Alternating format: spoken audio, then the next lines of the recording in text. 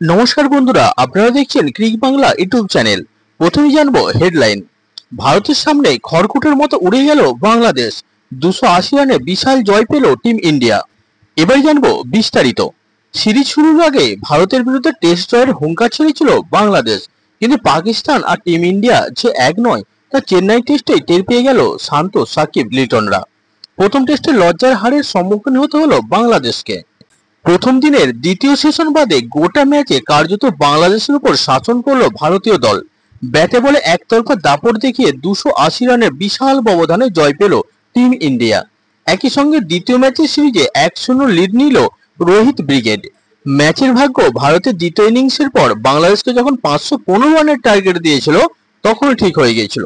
তবে প্রথম ইনিংসের মতো ব্যাটিং ভরাডুবির হাত থেকে দ্বিতীয় ইনিংসে রক্ষা পেয়েছে বাংলা টাইগার্সরা। ভারতের 515 রানে পাহাড় প্রমাণ টার্গেটের সামনে 234 রানে অল আউট হলো বাংলাদেশ। চতুর্থ দিনের মধ্যাহ্ন বিরতির আগেই শেষ হয়ে গেল ম্যাচ। বাংলাদেশের হয়ে সর্বোচ্চ 82 রানের ইনিংস খেলেন অধিনায়ক নাজমুল হোসেন শান্ত। প্রথম ইনিংসে 17 রানের পর দ্বিতীয় ইনিংসে বল হাতেও নিজের ভেলকি দেখালেন রবিচন্দ্রন অশ্বিন। একাই বাংলাদেশের 6 ব্যাটারের উইকেট শিকার করলেন তারকা অফ স্পিনার। এছাড়া 3 উইকেট নিয়েছেন রবীন্দ্র জাদেজা ও 1টি উইকেট পেয়েছেন জাসপ্রীত বুমরা। বন্ধুরা, বাংলায় ক্রিকেটের নিত্য নতুন আপডেট পেতে আমাদের ক্রিক বাংলা ইউটিউব চ্যানেলটিকে সাবস্ক্রাইব করে রাখুন।